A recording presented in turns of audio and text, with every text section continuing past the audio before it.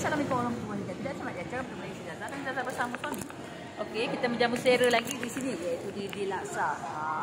Kali ini set untuk 2 set laksa dengan fishball tu dan rojak ada. Satu set tu lah kiranya satu set, tapi hari ni tak ada. Jadi kami satu-satu. Kali ini di sini ada rojak lagi satu set. Tu rojak buah. Okey, rezeki kami.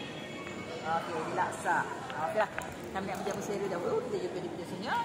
Dan jangan lupa subscribe, like, share, komen YouTube kami. Yang dah 1.51k lebih. Alhamdulillah.